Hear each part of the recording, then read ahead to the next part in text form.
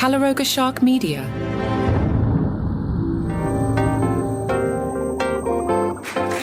Hi there, I'm Johnny Mack with your daily comedy news. My guest today is the comedian ISMO. We'll get to him in a second. For 10 years, Just for Laughs Vancouver has been Western Canada's biggest comedy festival. The festival is bigger and better than ever this year, February 12th through the 22nd. And ISMO will be performing there on Sunday, February 15th at the Vogue Theatre. It's part of his Perseverance Tour. Now, if you don't know this guy yet, you're going to love him. I suggest maybe hit pause now and go watch on YouTube. He did a set about the word ass. He did this on Conan. So just search ISMO, Conan, and it'll come up on YouTube. It is brilliant. He does a lot of wordplay. You're going to love this guy. ISMO is an internationally acclaimed comedian, author, rally driver, we get into that, and master of wordplay. Globally recognized as the voice of all second language English speakers, ISMO has won over audiences in person online with his sharp takes on language, culture, and life's absurdities. In my prep, I learned he had an accident in which he hurt his back. I let off with that, and that got us into some other things. And eventually here we get into a discussion of comedy in general and his comedy. I loved talking to this guy. Here's ISMO. How is your back? My back, it's almost back to normal, but I still feel it. But I did break it. Was it end of August? So I've been trying to exercise it now. I'm sure the bone has finished boning. No, that's not the word boning. In Finland, we say the bone is boning when it's like becoming more bone. But but I think the bone is fine. It's just that just the muscles are tight and they still like ache sometimes. What happened? I jumped on a dune buggy ATV on a motocross track, and a jump went way too far, and I landed from 30 feet. I broke one vertebrae. A piece broke off. Yeah. Is that an activity that you do, or was that just a one-off, hey, let me go out and do something crazy?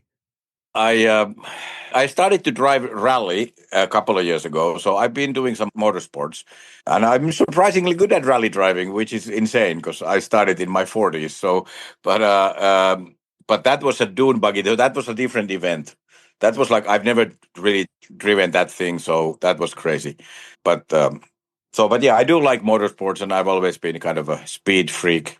Where do you go rally driving in the States? I'm so fascinated by this. This sounds awesome. I've only rally driven in Finland so far. So last summer I did 3 competitions, and I'm going to do 3 competitions. I'm actually going to do the World Championship Rally too. It says the biggest rally event in Finland. It's in August, so I'm going to do that also now. And rally driving is it's on regular roads they close them off, and I love it. It's crazy. It sounds amazing. It sounds like one of those things that, like you alluded to, you get a couple years on you and you start to do these more adventurous things that you're like, I should have done this when I was 20. Yes. I wish I was a big rally fan. Rally is, of course, in America, Canada, I don't know if there's a big rally scene in Canada, but Americans don't even know what a rally means other than a politician giving a speech, which is not base. But in Europe it's huge, because you close off roads and then I was a huge fan of rally when I was a kid and always wanted to drive it and try it, but now it took 40 years to finally do it. So I've been faking it as a dumb American. I don't know what it is either. So you said you're doing the biggest ones. So as a civilian, I assume you're not an elite. I apologize if you are an elite rally driver. So can anyone do this? How does this work? There's levels, I guess any sport. So, but I'm actually participating in the big actually World Championship event. But my car is of course not gonna be the one that the top driver is driving. But it's there's Rally 1 is the best, Rally 2 is the second best, so I'm going to drive Rally 3, which it's still good, but so I'm actually competing, but it's of course, I'm not expecting to win, but I'm hoping I'm not last either. So I guess it's kind of, sort of, not quite. I've ran the New York City Marathon, and theoretically I could have won. Yeah, well, exactly. Yeah. So I'm definitely not expecting to do. But the thing is that last year I did it, I was in a few competitions and I was so happy that I started to do this 2 years ago. And I still beat some people with a similar type of car that have been doing their whole lives. So I was really people were like, they couldn't believe that it's a comedian driving the car. Let's say that. Like I was better than I thought or anybody thought. But of course, I'm still not going to win anything. You are more famous over there than you are here. Are you a celebrity driver over there? Or are you just on the down low and no one really knows? Because you mentioned that, a comedian's in the race. How's that playing out? It's like, we got to beat this guy. Well, yeah, I've heard that some of the guys were like, well, if this comedian is going to beat us, I'm going to sell my car. And then I hope they are now selling their car. But yeah, it's like, yeah, most people in Finland know me. So and I'm sure the rally organizers are happy that I'm participating because I'll bring some publicity to it. But yeah, so I'm not hiding that I'm a comedian, but also I'm actually there to race. I'm not there to joke. So much fun. Is there TV coverage? Because then, as a producer type, you would be an interesting story that we would want to package. Yeah, there was like, even in the smaller rallies I did last year, there was some TV coverage a little bit in Finland. But now this is going to be the international event. That's like the biggest motorsport event in Finland every year. So that there's going to be a lot of coverage for that. So let's see how it goes. That's great. As I was diving on your resume, I saw that you opened for Ralphie May for a little bit. So when I was at Sirius Radio, I got to know Ralphie a little bit, pretty well. I just wanted to spend a minute just talk about what an awesome guy he was. I just had to look up. I can't believe he passed away in 2017. But just for my listeners, can you just share some Ralphie adventures? I actually opened for him only once. And that was like years and years ago. It was so long ago. He was doing a show in Finland. I lived in Finland back then, and the organizers asked me to open, and I was like excited to do it. And I was actually doing my set in Finnish because it was in Finland. Because that was like so long ago that I didn't even do much English stuff yet. So I think I was doing Finnish. But then we had some talks, and I always remembered that he said one thing to me. That he said that whatever you have, just put it all online. And I didn't listen, and I wish I did. Because like I've been putting way more stuff later, but then I didn't even have much English stuff. That was long ago. But I've only recently, like the past few years, I've started to put way more stuff online, and that has made a huge difference. So he gave me the best advice that I didn't listen to. Do you find it a pain in the neck to have to feed the beast of social media? Are you doing crowd work for crowd work's sake? Are you on stage going, oh, this could be a clip? Or are you just doing your thing and letting your team figure that out? Because I know there's like this whole devil of you got to just constantly put things out now. Yeah. That has been I think for most comics, it has been like so, because comics are often like perfectionist when it comes to putting stuff out. And we're always like, not that. But then some years ago, I hired a team, and they are basically not even asking me. They are just putting stuff out every week. And it's been hugely great. Because if the comedian is like deciding what to put out, it's going to be like one clip a year. But like, because we're always like, yeah, I didn't like the way I said that one part, or I didn't like, we overthink it. So it's really good that there's a separate team of people who are just cutting all my shows and just putting them to clips and putting them out. So that has made a huge difference. And I would recommend that to all comedians. Just hire somebody else to do it. Because I'm sure there's some comics who are like really good at that, like editing and putting stuff out, but like most comics are not. So that was the best decision of my life, to hire that like a team to do it. And I don't really do that much crowd work.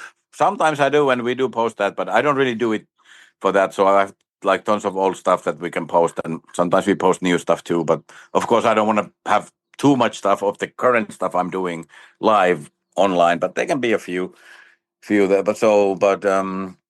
I was kind of a late adapter of social media. Adapter. I don't know. That's not an adapter. Adopter. I don't even know. Because adapter is the one you use for electricity, but adopter. So also you can adapt to social media, but you can also adopt social media. Okay, those are funny words. But yeah, I've never been like a really, that has been hard for me, but I've started to, in the past few years, I've actually started to enjoy the social media a little bit. But before that, it was just something that I was just like, I knew you have to do it, but I was not that adoptive. But now I'm actually finally starting to do some podcast and like to do lots of other content, and we've been shooting some sketches and scenes and stuff like that. So like doing like other stuff also on online, and that's been really great. So yeah. It's funny how things change. If you go back 20 years ago, all the what I call the brick wall comedians, they were all hating Dane Cook because he was just a social media comic. He's just on MySpace, and Dane is talented and just happened to figure out that part of it first. It's funny how everything's just come around. That's like I wish I would have like figured this out way sooner. Like that's the way the world was going a long time ago, and the early adopters definitely they got they really they nailed it. And yeah, every profession, I'm sure, when something new comes and things change, people resist it. And yeah, so yeah, I wish I would do that or would have had done it more. Now I'm doing it way more, and it's working. But yeah, I'm sure like some comedians are like so purists that they are like, yeah, you can only do it in certain way. But I think the only rule is to people have to laugh. Don't steal jokes and make people laugh. That's the only two rules. Yeah, yeah. It's how are you finding audiences? I know one of the topics that kept coming up last year was the helpful audience member that I'm going to set you up, Mr. Comedian, so you can have a crowd work thing and I'm going to help you do your act. Are you running into that or is that kind of calmed down? I don't run to that much. Like sometimes, yeah, I get sometimes like heckles, and sometimes they're actually kind of funny, but I don't get heckled that much. I've been analyzing it sometimes because I have an accent. I don't know if you noticed that I have a kind of a strong accent. Kind of sometimes I was thinking that maybe there's a joke in it, like heckling a second language comedian is kind of like tripping somebody in the Special Olympics. It's like people would feel like they don't want to heckle me, but they of course sometimes do. But I sometimes see other comics getting way more heckles than I do. So As your style has developed, you do a lot of wordplay, a lot of commentary on English language.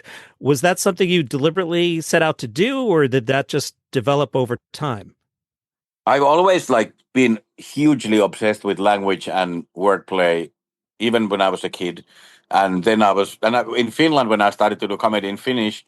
A big chunk of that was wordplay too. Like it's never been only wordplay, but a big chunk of it has been wordplay in Finnish, and then I expanded to English, and then turned out that like I was coming up with stuff about the English language that nobody else had. I didn't.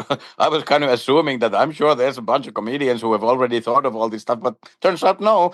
In I'm the first one to figure this out, which is kind of blowing my mind sometimes. That like I can actually come up with lots of like new language observations about the language that's not even my first language. So I've been excited about that. And I think it also helps that it is my second language, because then I can see the forest from the trees, or like I can see the things that most native speakers wouldn't see.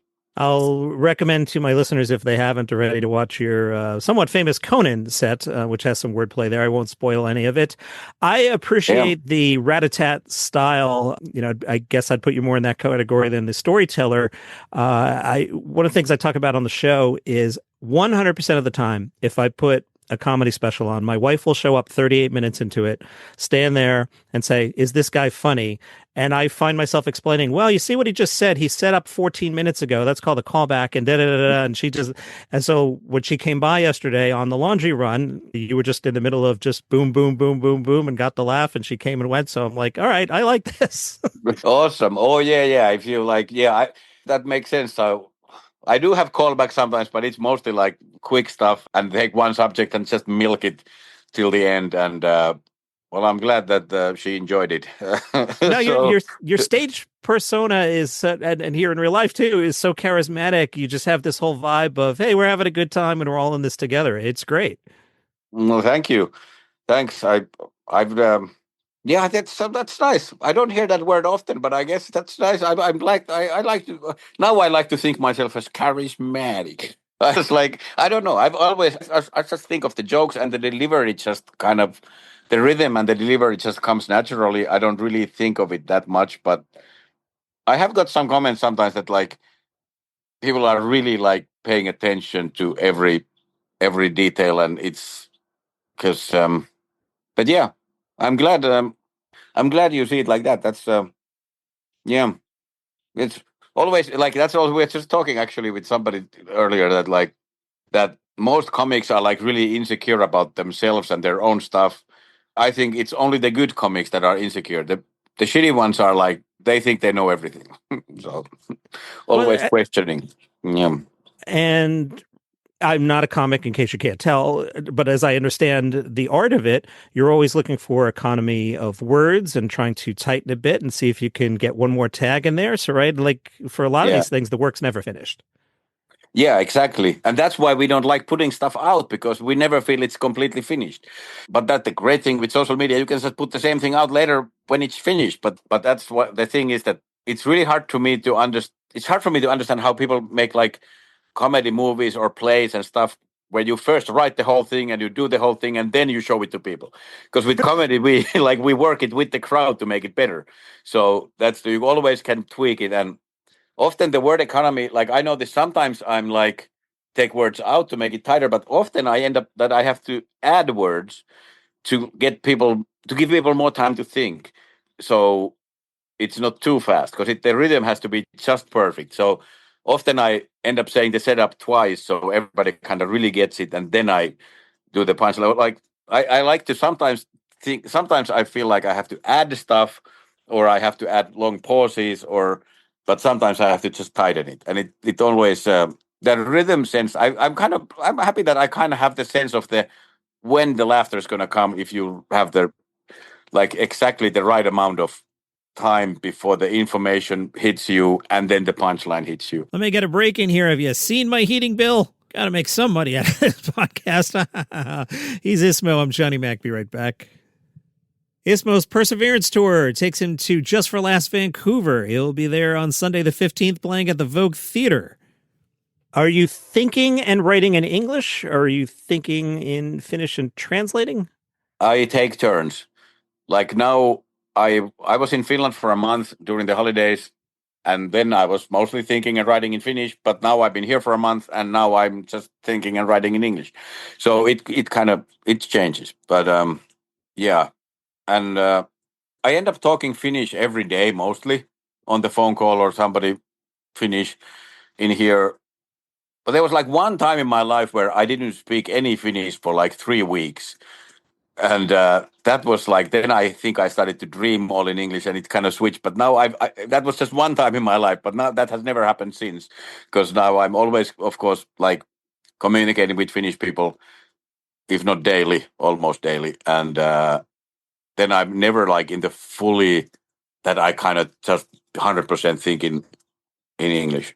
But I don't translate while we're having this conversation. I'm definitely not even thinking Finnish at all. Like I'm just thinking and speaking English. I think I'm thinking in English. Maybe I'm thinking in pictures. I don't know. Yeah, I can barely get home from the airport if I had to speak Spanish, but when I do that, I think in Spanish. And as I'm doing this, so I'm in my Johnny Mack persona. The guy who holds the microphone is Johnny Mack, and the real guy in real life is John. And when I'm in this mode, I tend to think as Johnny Mack. So one of the questions I would have is, if you're home and you're thinking in Finnish, say, does your brain kick in and go, oh, this goes into an English language set? I'll keep this for the Finnish set? Or I'm just curious about that whole process. Yeah, that is like interesting. And I'm definitely, wherever I am, sometimes I get an idea that's a Finnish joke, that only it's a Finnish wordplay or some Finnish culture thing that I know it's not going to translate. So then I just write that down in Finnish, even though I'm wherever I happen to be. But but um but then there's lots of stuff that can be translated to both languages. But it's kind of like now when I'm here, I'm going to be in America, or like in mostly like mostly in North America now, and until like May. So I'm gonna just mostly just think and write in English.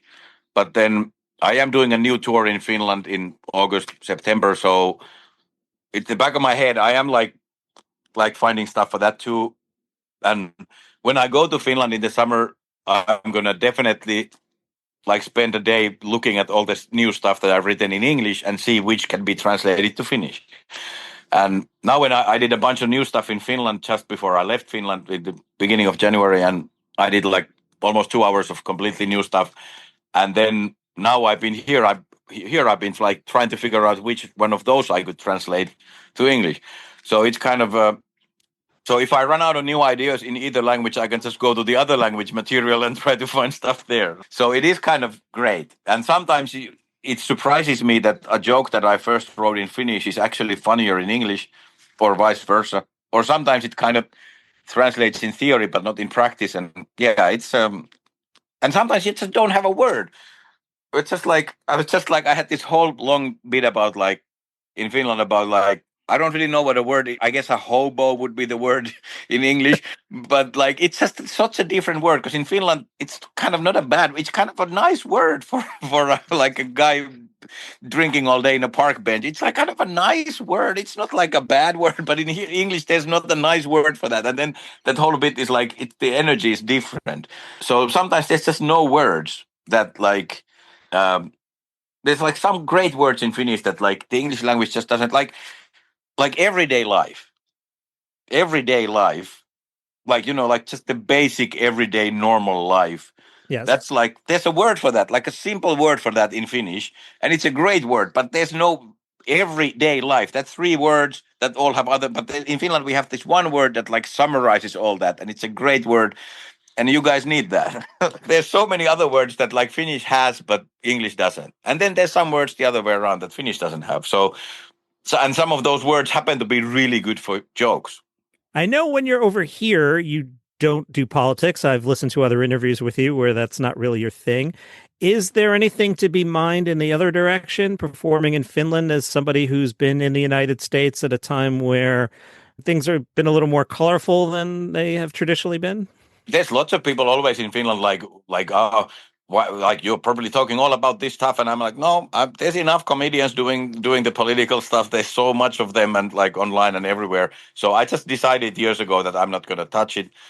But actually, recently I have been trying to write a joke about just trying to understand the American politics, and I think that's going to be a good joke. So it's not like a political joke, but it's like just trying to understand and the whole premise is kind of like there's two parties. Like it makes like in Finland we have 8 parties, and I still don't like any of them. How could I pick from 2? Like it's like it, and then there's the whole thing about all these subjects. So I was thinking that I wanna because I do think of that stuff sometimes, but I don't want to be a political comic. But I could write a bit about trying to understand politics, and I think that would be a good angle for it. That would be kind of like a unique angle because I don't want to. I'm always trying to go for something that's like hopefully unique or something like an insight. It's not like I'm just like trying to like preach to the choir or whatever. Sure. So the reason we're speaking today is you were performing at the Just for Laughs Vancouver Comedy Festival. I was checking out the Vogue Theater where you're going to be playing. It looks like a really nice old style movie theater that they converted into doing live shows. Do you like that kind of room? Oh, it's an old movie theater. I don't know if I've done that before. I don't think I've done that before. Yeah, I've done some that have been like old movie theaters. And Yeah, it's one of those, 2 levels, balcony, and yeah, that I normally like. At least the similar ones I've always loved. Like you can hear a pin drop. Like it's like when it's not like there's a bar in the back and there's noise. It's like really everybody's focused, and I love that. does it make you change up what you might do if you were in a smaller club? Do you have to work harder to play to the back of the room? Not really. The bigger venues when they are shaped and like formed good, they are even better. Like sometimes a bar type of a comedy club type of show can be like that's what comedians are used to, and that's what we like do all the time. So then theater might feel like overwhelming, but I think I just realized years ago that like it's just play like you normally do, and just if you don't see the back row, then perform to the front row. Just sometimes look into the darkness because people are there. But yeah, I actually I do like. I think a size like that is like really perfect for comedy. That's like 1,000 seats. So I just did my biggest show ever was 8,765 people in Finland, which is actually the amount of hours in 1 year. That was crazy. Oh, wow. The amount of tickets I sold, that was the record of comedy, like stand-up comedy tickets in Finland ever. And it was exactly the amount of hours in a year. That's like a really weird coincidence. But anyway, that was like really awesome. Like I haven't done like a long set to a big crowd like that before. And that was, in Finland I do some songs too. And those songs were like, I felt I was actually singing well. That was so awesome. Yeah, I saw you were dabbling into music. Do you play an instrument, or are you the singer, or how is that manifesting? I play guitar. I wanted to be a musician before comedian, and then like in Finland, I've always done like these parody songs, and I often finish my set with a parody song or two. But I haven't done those in English yet. I don't know. I don't know when I'm gonna do that. I don't travel with a guitar in outside of Finland, so I haven't done it yet in English. But let's see. I'm working on some songs here, but I don't know yet. It's so interesting. There's an old, I don't know, saying that the comedians want to be actors, the actors want to be singers, and the singers want to be comedians. And you tend to see a lot of that. Yeah. I guess I can see the relatively straightforward from performing into a microphone is similar to performing into a microphone in front of a crowd. So I guess that makes sense to it. Yeah, there's definitely like I'm sure like many comedians want to be musicians too, and also actors for sure, and then lots of actors and musicians want to be comedians. So yeah, it's a good like, and because we are actually making, I have this great music producer friend, and we're doing some like songs, like also working on some like actual songs. I'm gonna do a band that's like not even called ISMO or anything. It's just like a separate thing, and it's some of the songs are funny, but some are not. But so I've always kind of wanted to do music, and I'm doing it now a little bit more. And there was this big insight we were talking about, like musicians have to be a little naive and cheesy because they have to be like excited about like a song, but comedians are the opposite. We are like cynical and sarcastic, and we're like, yeah, kind of like we're just making fun of things, not taking anything seriously. But musicians have to be like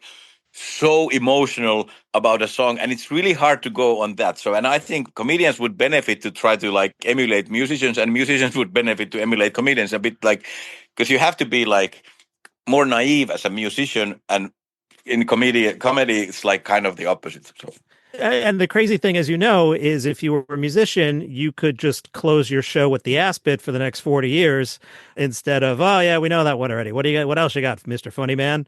yeah, I haven't told the ass bit in years because like everybody who comes to my show has definitely seen it, so it's like yeah. Is that So true with a festival crowd though? Like, so I get if you're touring, we're going to see you, but I find sometimes at festivals, it's who's playing on the night we feel like going out. yeah, that's like yeah, so there's definitely, I'm sure in the, whatever show I do, there could be a few people who haven't heard it, and then if it's like a, if I'm just doing a club spot or a festival spot or something, they might be like, nobody has even heard about me ever. But it's still like, that joke had a good run, so I just don't even remember how to tell it anymore. But that's the thing also with I guess some musicians get sick of their hit songs too, but comedians definitely like telling the same joke over. I know there's some comedians who have told the same joke for 30 years. I don't get how they get excited about that, because like I think the greatest comedians, they have a new set almost, if not every year, every other year. It's like it's just like we want to. And I still believe that the best jokes I've done, I haven't done yet. Like I haven't written my best jokes yet, so I'm always like aiming for something new. So You've been very generous with your time. I want to be respectful to you and the people who put this together. So I'll ask you one more and then I'll let you go. But this has been great. So what's the thank you. long-term dream? You know, back in the day, it may have been, oh, I want to host a talk show at 11:30. Do you want an NBC sitcom? Do you want to be George Carlin? Or where do you want this whole career to take you? If I have to choose between Carlin and sitcom, I'll definitely do Carlin. But now it's, yeah, the comedy go. Yeah, I guess most comedians, they wanted to have a talk show or a sitcom, or and then what's the other option? Well, specials of course and stuff. But now it's been more like podcasts and online presence and all that stuff, and it's changing. And I'm kind of trying to find some new things also, like what, like I'm kind of, I haven't really locked a goal because the world is changing so fast that I think the biggest thing might, for me, might be some art form that hasn't been invented yet. So I'm really trying to be open. I'm not going to lock anything down. So now I'm actually the most excited. I'm like experimenting on stuff. Like for example, when we started to shoot these sketches, we don't want to see them as sketches. We want to see them as movie scenes and make them look like a movie scene. And then eventually they will turn into a movie, maybe, or some of them. And like just, and even like the short form is just so powerful now that you don't even have to have a movie. Like you can do just movie scenes without a whole movie, and I started to do a fake podcast first, like a podcast clips that the real podcast is nowhere, but there's just clips. And now we're actually starting to do a real podcast, but we were like practicing it with just clips and stuff. So just experimenting on lots of different stuff. So I'm not really like, I've never really had a solid goal. I was going to be a physics teacher. I didn't even want that, but like I ended up being a comedian, and then I ended up moving to America. I didn't plan to move here. Things just happen. So I'm just trying to be as open as possible for new things and just do whatever is the thing that really calls me at the moment. And the great thing is that now I have this great guy with videos, this Finnish guy who is also a music producer, but he's the best video guy ever. And whenever we have an idea, we just shoot it right away. And that's kind of a new. We're just like, yeah, we've been doing lots of new stuff, and we've been doing this whole week. We're gonna just shoot like new content that we've never done before, and so it's just like, and like I kind of decided a while ago that I never want to pitch again. I don't want to go to a TV network and try to pitch a show. I just want to do it and then do a little bit of it and see if it takes off or not, and then do the next one. Like it's just there's no need to pitch anymore because you can just put everything out there anyway. And I think that's how Tom Segura sold his Bad Thoughts sketch show. He had enough in with Netflix that they gave him some rope, but I think he just started filming these on his own as proof of concept. Oh, yeah. Yeah, I'm sure that, yeah. Because that's like really, that's something that the only thing good about if somebody buys a show, you actually have to do it. But then, because then if it's up to me, I might not end up doing it. But now at least I have a team big enough that we are actually going to make it happen. So it's, that's exciting. There's like, because we had this thing about like, whenever we come up with something, we'll do it right away. And then just 2 days ago, we went, let's first do it and then come up with it. So we can even just do whatever and do it right away. I'll let you go. I hope we could do this again sometime in the future. You were fantastic. Thank you for your time. Well, thanks for having me there. This is great. Boy, wasn't he great? I asked for 15 minutes and I hit 35 minutes raw. We talked a little before and after. Boy, he was super awesome. He's one of my favorites. There's a recent Netflix special up too from the 800-Pound Gorilla. I watched that one recently. Highly recommend that as well. He's ISMO. I'm Johnny Mack. I'll see you guys tomorrow.